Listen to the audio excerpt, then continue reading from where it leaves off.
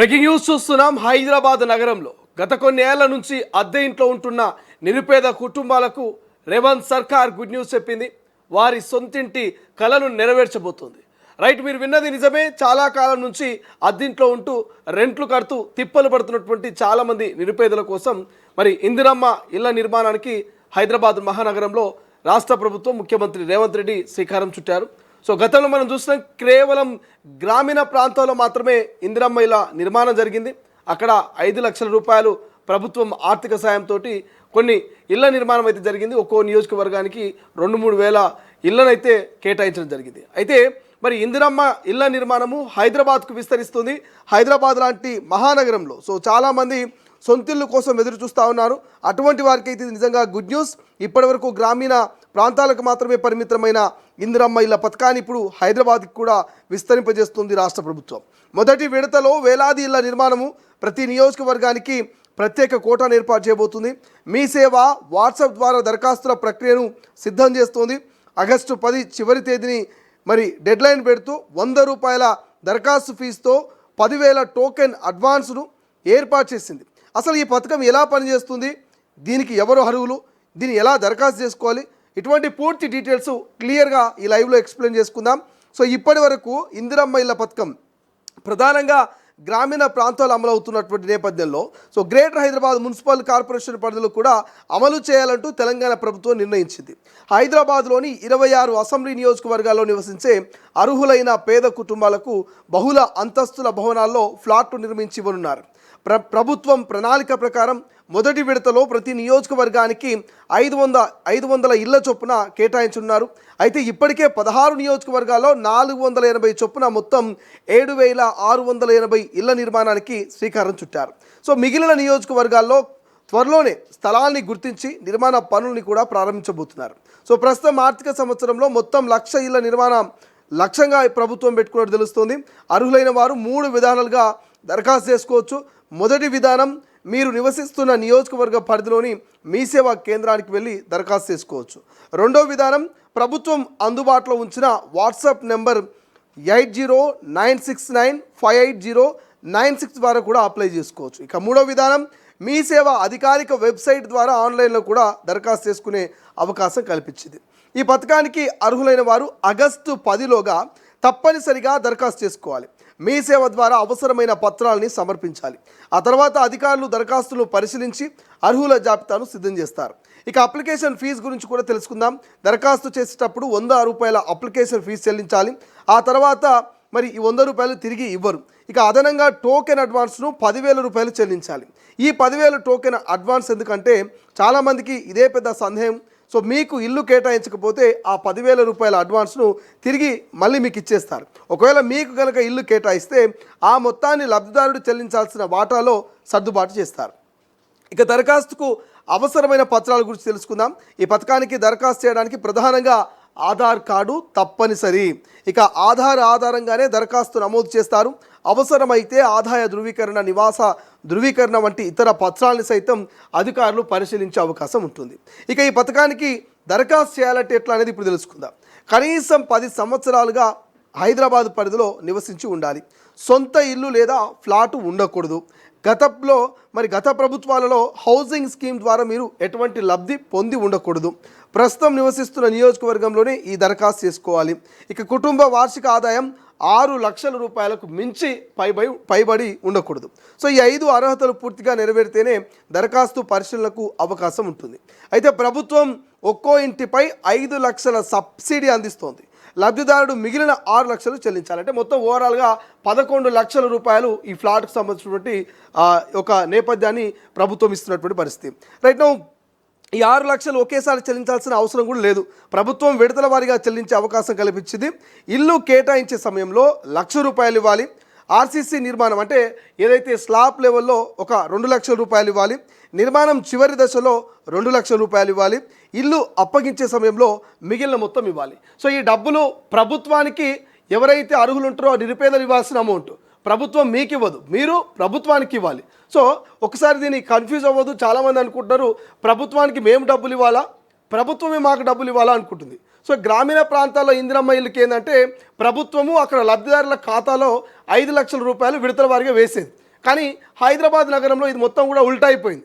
ప్రభుత్వానికి మీరు మరి 6 లక్షల రూపాయలు 6 లక్షల రూపాయలని ఖాతాలో వేయాలి, 5 లక్షల రూపాయలు మీకు సబ్సిడీ కింద ఇస్తుంది. మొత్తం ఓవరాల్గా 11 లక్షల రూపాయల ఫ్లాట్ని మీకు సొంతం చేయబోతున్నది.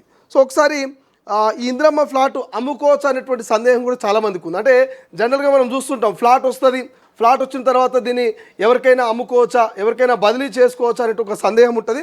కానీ ఈ ఇందిరమ్మ ఎవరైతే ఈ అర్హులు ఉంటారో ఈ ఫ్లాట్ వస్తుంది, ఈ ఫ్లాట్ను అమ్ముకునే అవకాశం ఎట్టి పరిస్థితుల్లో లేదు.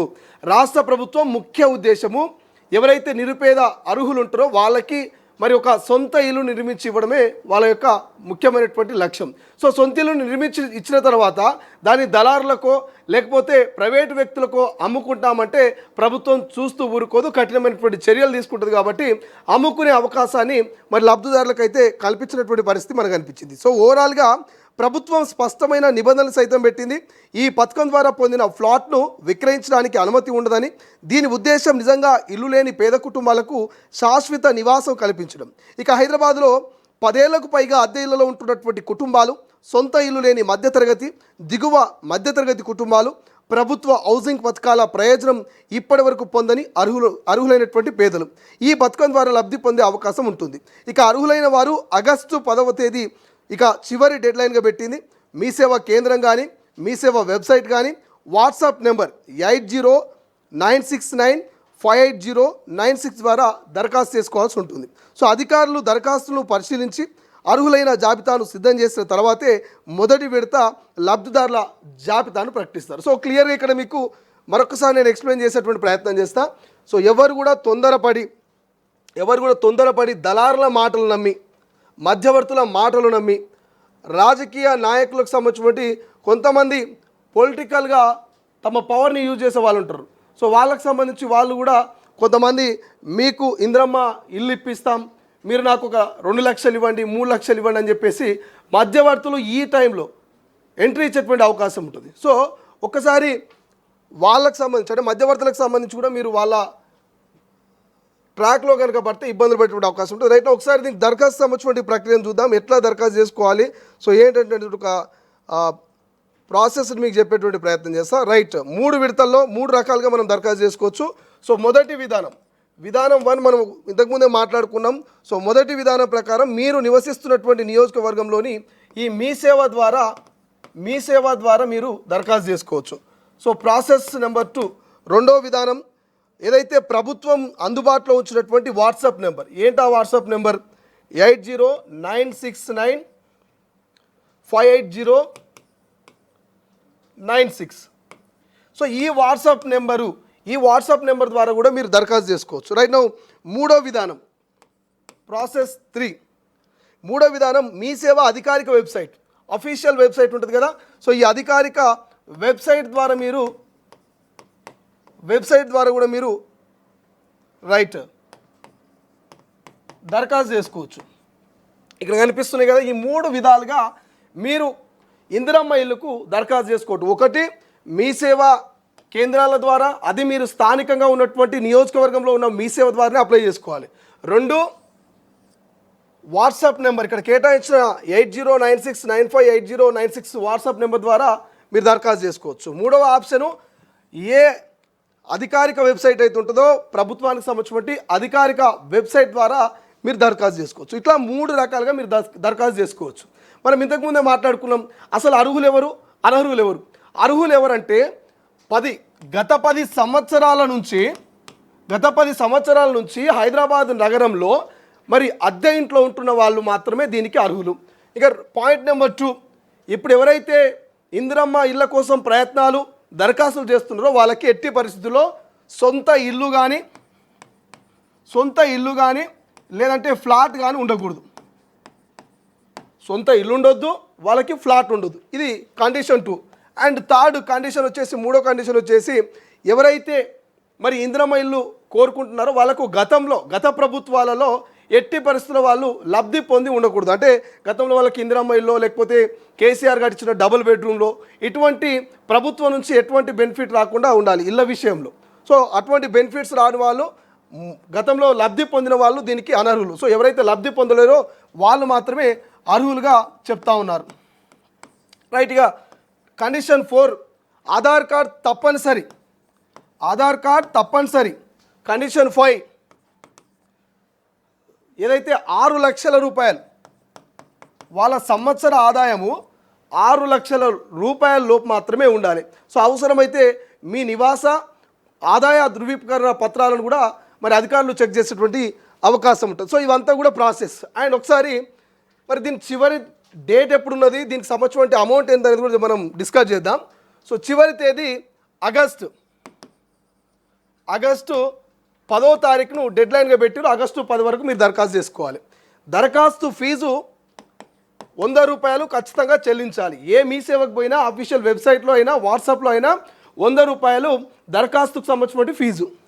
అండ్ థర్డ్ వన్ వచ్చేసి 10,000 రూపాయలు అడ్వాన్స్ చెల్లించాలి. ఇదే కొంత ఇబ్బందికరంగా కొంత కష్టమైనటువంటి పరిస్థితి. ఈ 10,000 రూపాయలు ఎందుకంటే అడ్వాన్స్గా చెల్లించాలి. ఈ 10,000 చెల్లించిన వాళ్ళు ఎవరైతే ఉంటారో వీళ్ళ కనుక ఇల్లు అలర్ట్ అయితే ఆ 10,000 రూపాయలు వారి లబ్ధిదారుల వాటా కిందకి వెళ్ళిపోతుంది. ఒకవేళ వారికి కనుక ఇల్లు ఇవ్వకపోతే ఆ 10,000 రూపాయలు తిరిగి రాష్ట్ర ప్రభుత్వం ఎవరైతే దరఖాస్తు చేసుకున్నారో ఆ దరఖాస్తుదారుడి ఖాతాలో తిరిగి మళ్ళీ జమ చేయడం జరుగుతుంది. సో ఇది క్లియర్ కట్. సో అందరికి అర్థమైంది అనుకుంటున్నా. ఇక్కడ మీకు కావాల్సిన డాక్యుమెంట్స్ మీరు ఏ విధంగా అప్లై చేసుకోవాలి అండ్ ఇక్కడ మీరు ఎంత చెల్లించాలి, ఎప్పుడు చెల్లించాలి అనేటువంటి ప్రాసెస్. సో ఇదంతా కూడా ఎవరైతే అర్హులై ఉంటారో వీటన్నిటికీ అర్హులై ఉన్న వాళ్ళు, ఈ డాక్యుమెంట్స్ ఉన్నవాళ్ళు ఇక ఆలస్యం చేయకండి. హైదరాబాద్లో దాదాపు 500 స్క్వేర్ ఫీట్స్లో మరి ఈ యొక్క ఇల్లు నిర్మాణం జరగబోతోంది. ఒక అపార్ట్మెంట్స్ టైప్లో ఒక్కో ఫ్లోర్కి 20 ఉండబోతున్నాయి. సో అంటే ఆల్మోస్ట్ 20 ఫ్లోర్ల బిల్డింగ్ కన్స్ట్రక్షన్ కాబోతూ ఉంది. అది కూడా గత ప్రభుత్వం లెక్క ఎక్కడనో ఊరు చివరన కాదు, నగరం నడిబొడ్డున. ఖైరతాబాద్ అంటే ఖైరతాబాద్లో ఉన్నటువంటి ల్యాండ్లోనే, మాదాపూర్ అంటే మాదాపూర్ ప్రాంతంలో ఉన్న ల్యాండ్లోనే, కుకట్పల్లి అంటే కుకట్పల్లి ప్రాంతంలో ఉన్నటువంటి ల్యాండ్లోనే.